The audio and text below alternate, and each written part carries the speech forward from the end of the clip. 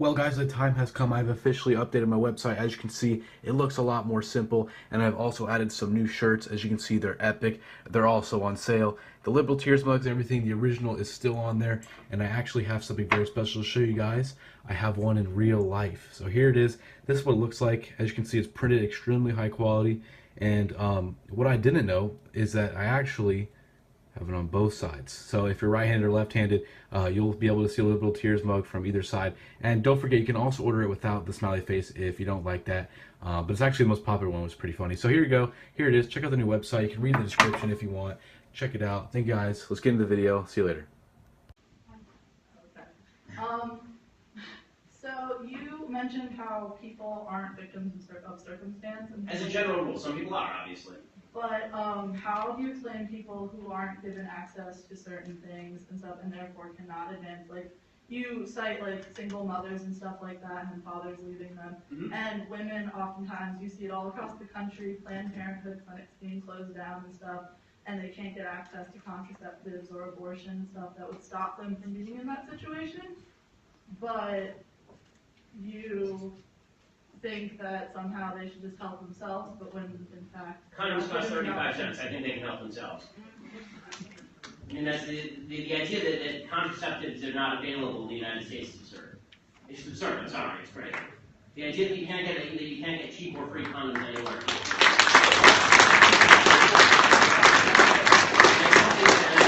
I don't think that killing babies is the solution to you making bad sexual decisions. End of story. I mean, I don't see why, the unsuccessful decision that you made was the decision to have sex out of wedlock and then get pregnant out of wedlock. That decision is not alleviated by killing the product. So, since you're going to say mothers are forced to be parents, should you then also incite like laws or something like that, since you're going to force these women to be parents, that force men to be fathers? Well, there already are. It's called paternity tests. They're not fathers because they walk out and leave their kids, and then you have this, as you cite. Yes, absolutely, I'm in favor of that. It's called marriage, and the left undermined it. It was awesome. The system of marriage was the greatest boon to women of all time. And then feminism came along and said women need men like fish need a bicycle. And it turns out that women need men like women need men. That's because we live in a society that's set up so women can't get as far as men. No, it's because God created wombs. So women should just, say suck it and have a child, suck it up and have a child? Well, if you get pregnant, yes, because you don't get to kill things just because it's in your uterus. It's my body. How about you just stay out of it? How about it's dating and you don't get to kill it? You're talking so much about how... I don't care about your appendix. Right? I don't care about your thorax. I don't even care about your uterus. I care about what's in it. And I can take out my appendix if I don't want it, so why can't I take out other parts of my body? Because they're not independent living human beings. They're not independently living human beings when they're a bundle of cells. Oh, okay. So let me get this. At what point? So okay, let's assume that your scientific knowledge is vast. Let's assume your scientific knowledge. So are you also against partial birth abortion? I think I don't understand why people would have I'm not. At what point does that bundle of cells become a human being in your view? Sorry. No, really. I mean, this is. No, I just need to calm down for a second. Sorry, did I Do you want to go to another question?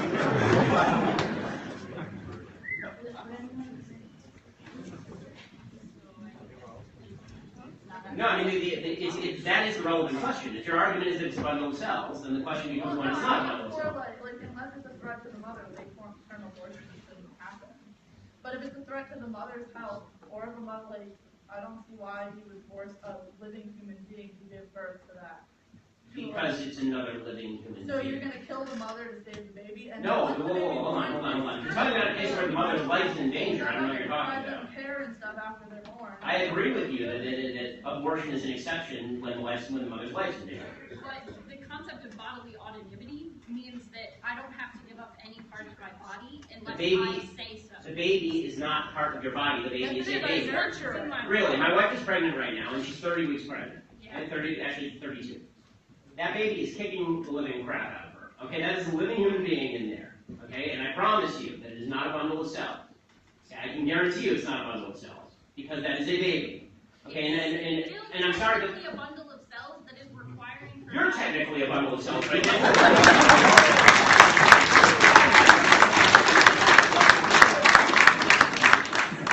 You can say no. That is the concept of bodily autonomy. The entire concept Okay, hold on. Okay, so We have other questions that need to be asked. We have 10 minutes. We've gone all down this, but here's the final point. Abortion is a very simple issue. If you believe, as you do apparently, that that's nothing in there but just a bunch of goo, then you're right. If you believe in something called science, that is more than a bundle of goo, then you do not get to kill it just because it's convenient to you. And let me tell you something. No, science definitely dictates that a fetus, until it can leave the womb and be technically viable, is a bundle of cells inside a person. Okay, so if you can only live on life support, you're not a person. You stop being a person. So if you get in a car crash today and put you on life support, you're on an iron lung. You take off the iron lung, you're going to die. You're not a person anymore. Is that how this works? If my brain is no longer functioning, No, if your brain is functioning, but you can't breathe on your own. then I'm still technically viable. Brain function. No, you're not, because the machine's keeping you alive. Look, again, the bottom line is this. If you are defining whether something is a life or not based on your own convenience, that is the nature of evil.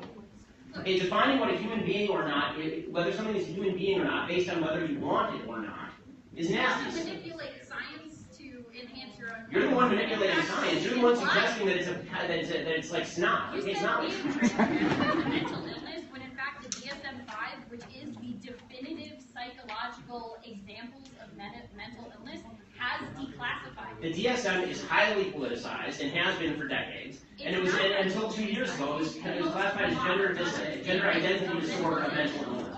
Okay, we can move on to questions. Yeah, because you just don't like what we're saying. No, see, the difference is I let you talk. No, let's you actually know Thanks for coming. my father, but you had the same conversations with him, and you shut him down too. In what way have I shut you down? You've been talking for like 10 minutes here. She's been talking, I've been talking, but you haven't actually answered her questions. No, I did. You just don't like the answer. And I'm sorry if you don't like the answer, but stop. Oh, no, I understand your answer, but How about you let other people talk? Again, Ben, thanks for coming. Just had any specific positive trends with the issue you talked about, the election at large? Yeah. Anything positive? Any good news? Any good news about the election? It'll be over in a few months. Honestly, that's about as good news as I can get. I'm very anti-Trump and I'm obviously very anti-Hillary. So. We got a question right here. All right, so you're all about freedom of speech, but since conservatives get a little squeamish when we talk about sex, because God forbid we all do it, and it's a natural function. I'm aware. So you're talking about what defines a life or whatever. So scientifically speaking, do you consider semen life? So I'm pretty sure that you probably masturbate a lot because you're a human being. So, Well put, well put, sir.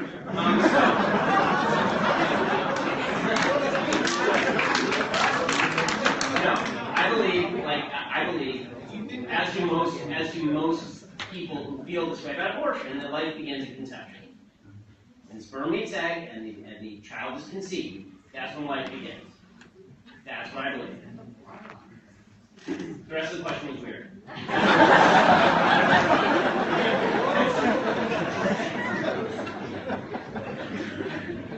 I'm going to try to make this, I guess it's The same for sure. simple as possible. But, earlier you referred to the systematic oppression of African Americans through a Justice Department study. So I just want to ask, do you lend the same credence to the Justice Department study that showed that in the city of Ferguson, or arguably one of the starting points of the Black Lives Matter movement, that there was a clear Yeah, I know the DOJ study says there, and I'll take a question before you tell me if I get it right, okay? So the DOJ study, what you're going to suggest is that the Michael Brown situation and the riots that started there were a result of a systemic pattern of bias among members of the police force targeting members of the black community, essentially, correct? Right, what that study actually found, I read the whole study, what the study actually found statistically is that basically the police force was using fines as a way of raising revenue. And the vast majority of the people who were living in the city were black, and so they were targeting people in order to raise money from them, basically.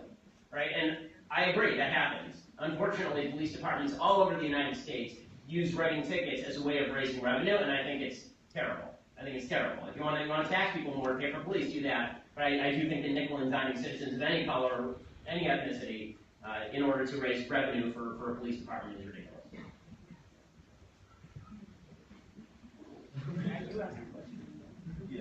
I had a professor once tell me, as a matter of fact, a professor from this university tell me that there's a real possibility that a student from first grade through college has never had a conservative teacher. They've all been liberals. And what's going on with education right now is a big mess. And now they're trying to get our kids preschool and before that and start indoctrinating them. What can stop that and turn that around? I mean, I think private schooling is helping with some of that. I think that homeschooling is helping with some of that. I think local education needs to be restored and will help with some of that. But obviously, it's true. I mean, the public education system. I come from Los Angeles. In Los Angeles, the public education system is a nightmare. It's just a nightmare. It's a trap for a lot of folks. LAUSD is the worst school district in the country, probably. And that's absolutely true. You can go all the way from childhood to adulthood without ever having heard a different point of view, one that, for example, actually reflects the Constitution of the United States. The only way to do that is to actually, and parents need to take, I talk about responsibility a lot, parents need to take more responsibility for the education of their children. They're sending their kids to school, they assume the schools do a good job, they don't, and then they're surprised when their kid comes home with different values. Most education takes place in the home. I'm somebody who, I went to very liberal institutions, right? Very leftist institutions, I should say. I went to UCLA and Harvard Law School, both very leftist institutions.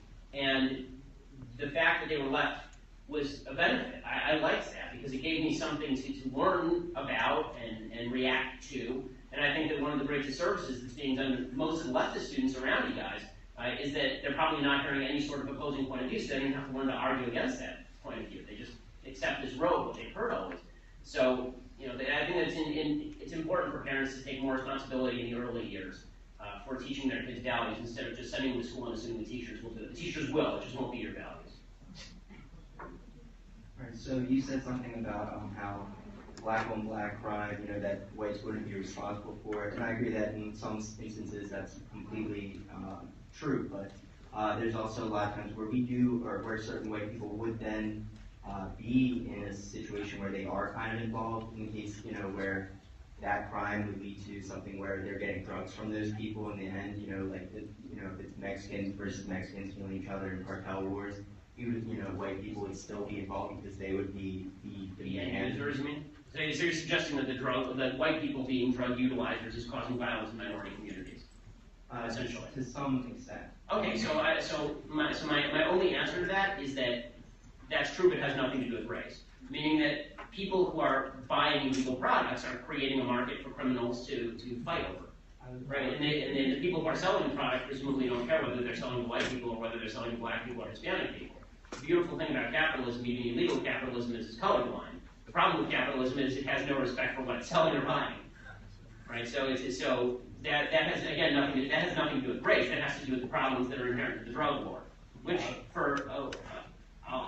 I'm very libertarian on drugs, is the truth. I mean, not hard drugs like cocaine and heroin, but certainly with marijuana, I'm very libertarian. And I'm somebody, by the way, who hates marijuana. I've never smoked it, and I find people who smoke it annoying.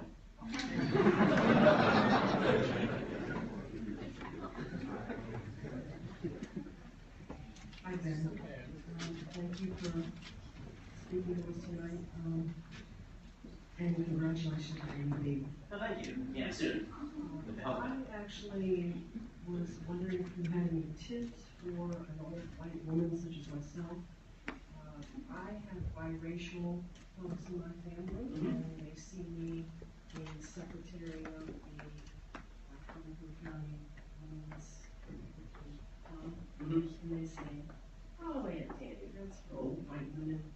We love you, we respect you, but we don't get it." So I was wondering if you had any tips for me to tell them. I mean, how close are you to these family members? And the reason I ask is because I get a lot. Very close to them. You're very close. Okay, so you have to be nice. That's why I was asking. So, as you may have noticed, my debate style is not always warm and friendly. But what I would say is. I also don't pull the punches. Yeah, no, I understand. But you want to keep these people as relationships, obviously. So you don't want to risk them, running out of your house screaming with their hair on fire. So that being the case, what I would just say is that you need to get down to what are the principles with which they disagree. So you can say, that's actually rather racist of you to suggest that my ideology is exclusive to a particular race. If you want to talk about why you think that, let's talk about why you think that. Why do you think that? Well, what in my ideology makes you think that it's exclusive to white people? And then you can actually get to the root of what it is that they think is so off-putting to minorities. And it's possible that, there are certain politicians that they're alienated by. It's possible that there are certain things people have said they're alienated by. You don't have to buy into those. This is one of the reasons why I find Trump's candidacy so off-putting, is because I think that Trump has said things that are alienating, and I think that Trump has said things that are vile about various groups, and that's not because it hurts their feelings, it's because in many cases it's not true. I mean, what he's said, when you mock disabled people, that doesn't make you a good person. So if a disabled person looked at Trump and said, I'm alienated from the Republican Party for Trump, I would say, okay, well, I don't like Trump either. And I think the same is true for him mocking women's looks and such. I mean, that's ridiculous. So. Thank you. My question for you is, you said decency was kind of the solution to this problem, and I was just pretty much every problem, yeah. But who gets to define decency in your eyes? Is it the Bible? Is it the president? Is it you? Where does that definition come from? So the most basic rules of decency is activity that does not create externalities. Right? It's almost a John Stuart Mill definition of decency. Right? Activity that doesn't create externalities. So you don't get the non-harm principle would be a good place to start. It seems relatively universal. And you're right. People are going to have arguments over even what constitutes decency. But the problem is that I've defined two types of diversity in this particular talk. I've defined diversity of ideas and diversity of race. And I've said one is basically irrelevant and one is all important, diversity of ideas.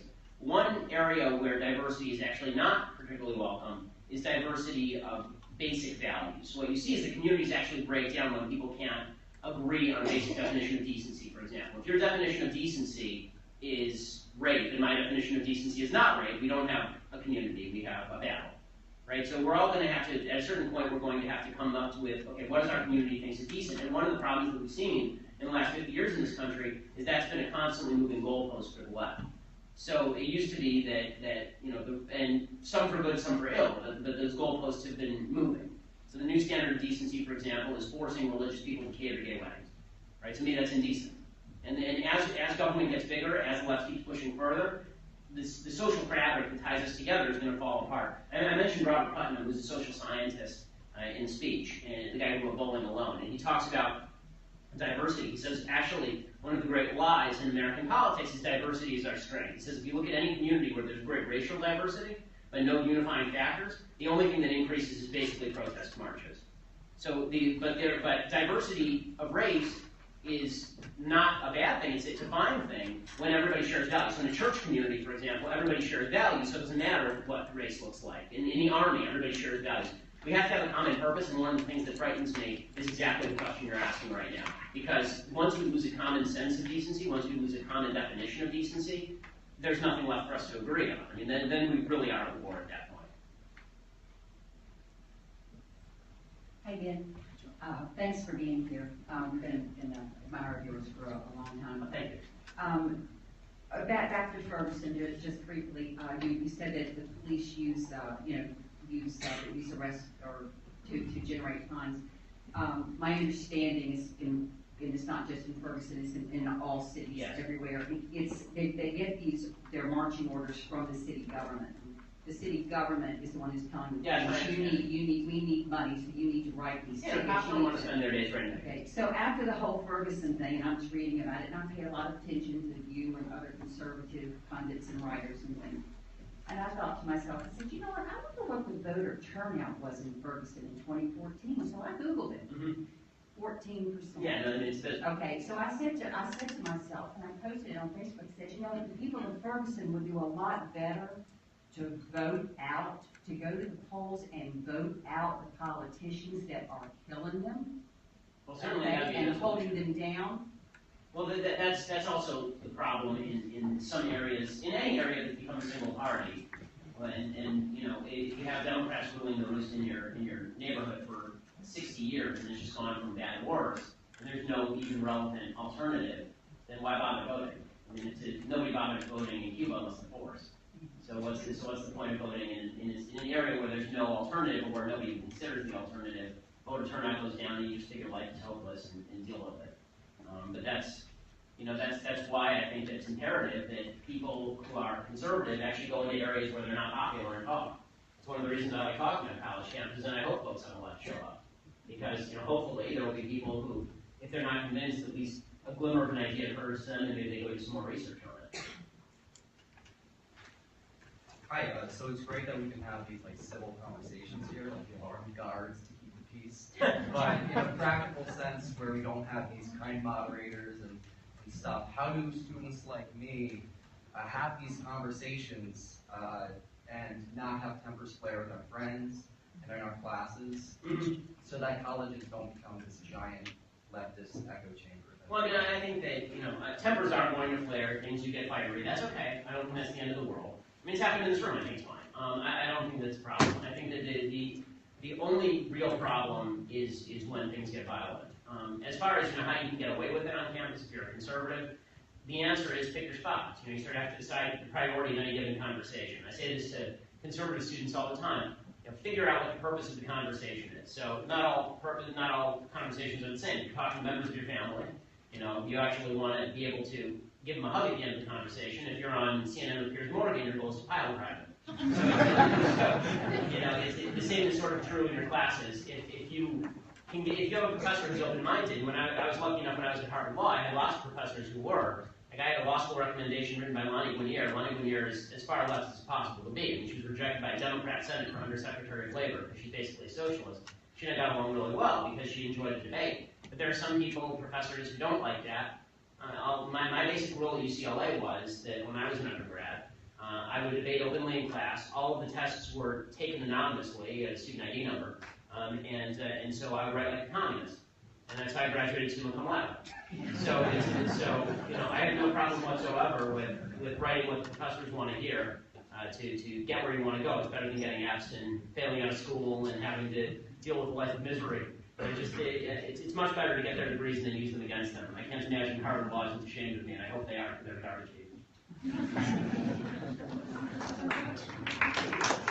Hey Ben, talked to you early, nice to talk to you, but I actually agree with you. A lot of what you said about decency, it makes a lot of sense, and I think people on the left and right should be able to agree with that, because we should all have decency.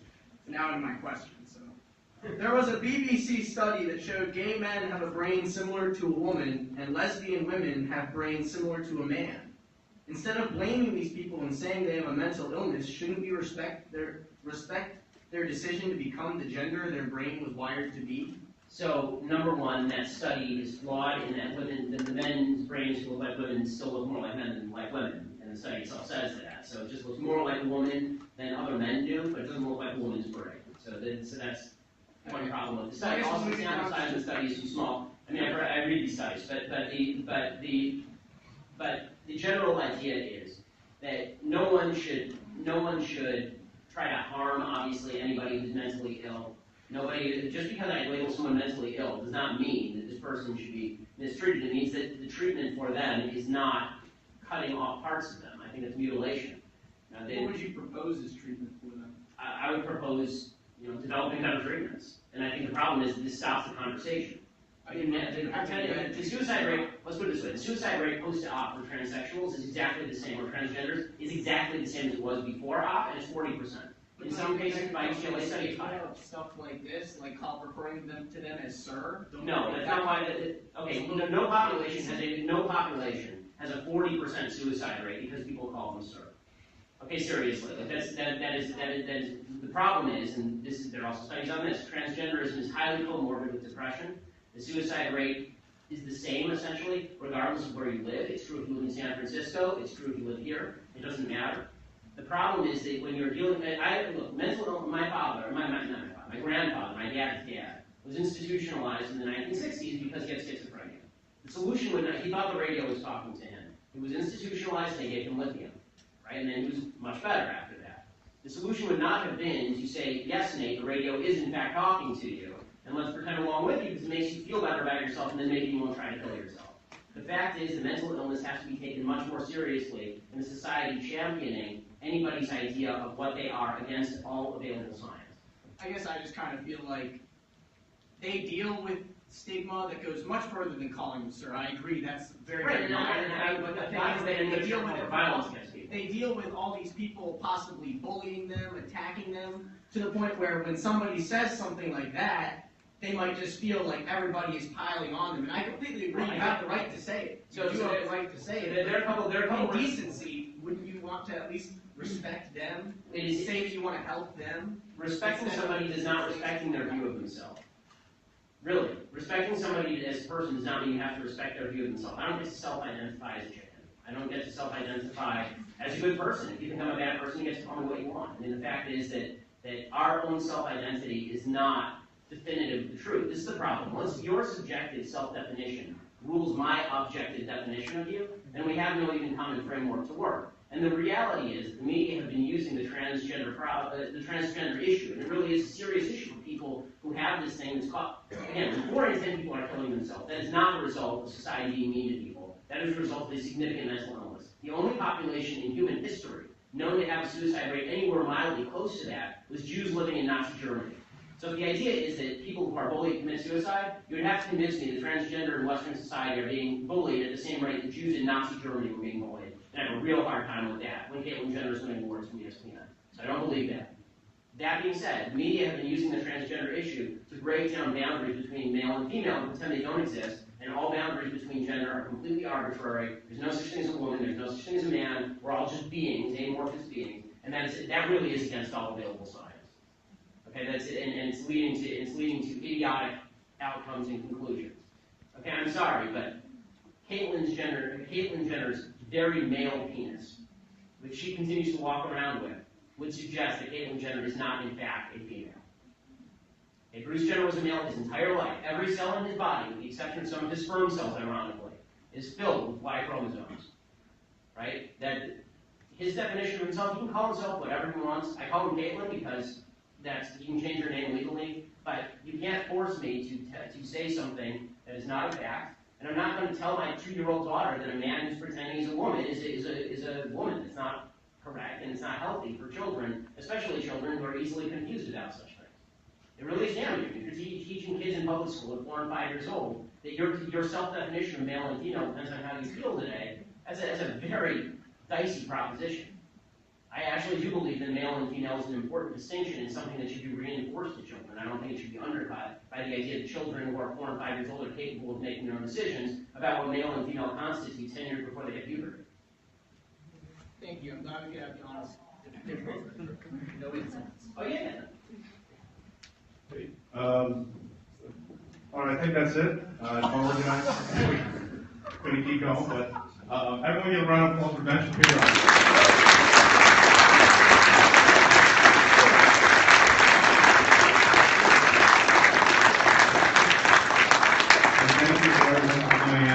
Obviously, we had some opposition, and we welcome that, and we're happy that they came, and we're happy we had a civil dialogue.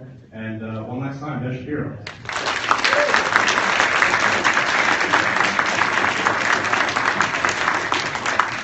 Also, if anyone has lost $5.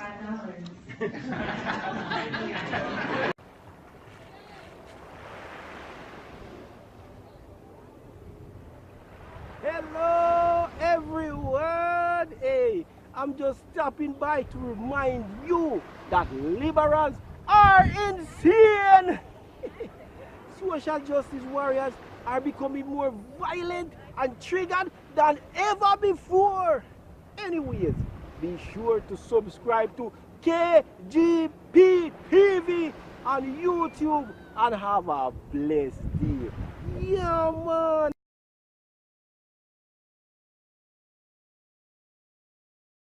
Well guys, the time has come. I've officially updated my website. As you can see, it looks a lot more simple, and I've also added some new shirts. As you can see, they're epic. They're also on sale. The Liberal Tears mugs and everything, the original is still on there, and I actually have something very special to show you guys. I have one in real life. So here it is. This is what it looks like. As you can see, it's printed extremely high quality, and what I didn't know is that I actually Have it on both sides. So if you're right-handed or left-handed, you'll be able to see a Liberal Tears mug from either side. And don't forget, you can also order it without the smiley face if you don't like that. But it's actually the most popular one. It was pretty funny. So here you go. Here it is. Check out the new website. You can read the description if you want. That somehow they should just help themselves, but when in fact... Condoms cost 35 cents. I think they can help themselves. I mean, that's the idea that contraceptives are not available in the United States is absurd. It's absurd. I'm sorry. It's crazy. The idea that you can't get cheap or free condoms anywhere.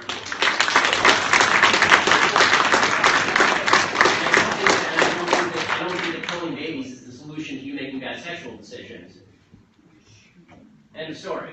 I mean, I don't see why, the unsuccessful decision that you made was the decision to have sex out of wedlock and then get pregnant out of wedlock. That decision is not alleviated by killing the product. So, since you're going to say mothers are forced to be parents, should you then also incite like laws or something like that, since you're going to force these women to be parents, that force men to be fathers? Well, and there already are. It's called paternity tests. They're not fathers, because they walk out and leave their kids, and then you have this, as you cite. Yes, absolutely, I'm in favor of that. It's called marriage, and the left undermined it. It was awesome. The system of marriage was the greatest boon to women of all time, and then feminism came along and said women need men like fish need a bicycle, and it turns out that women need men like women need men. That's because we live in a society that's set up so women can't get as far as men. No, it's because God created rules. So check it out. Thank you guys. Let's get into the video. See you later. Okay. So you mentioned how people aren't victims of circumstance. As a general rule, some people are, obviously. But how do you explain people who aren't given access to certain things and stuff, and therefore cannot advance? Like you cite like single mothers and stuff like that, and then fathers leaving them, and women. Oftentimes, you see it all across the country. Planned Parenthood clinics being closed down and stuff, and they can't get access to contraceptives or abortion and stuff that would stop them from being in that situation. But you think women should just, say suck it and have a child, suck it up and have a child? Well, if you get pregnant, yes, because you don't get to kill things just because it's in your uterus. It's my body. How about you just stay out of it? How about it's a baby and you don't get to kill it? You're talking so much about how... I don't care about your appendix. I don't care about your thorax. I don't even care about your uterus. I care about what's in it. And I can take out my appendix if I don't want it, so why can't I take out other parts of my body? Because they're not independent living human beings. They're not independently living human beings when they're a bundle of cells. Oh, okay. So let me get this. At what point? So okay, let's assume that your scientific knowledge is vast. Let's assume your scientific knowledge.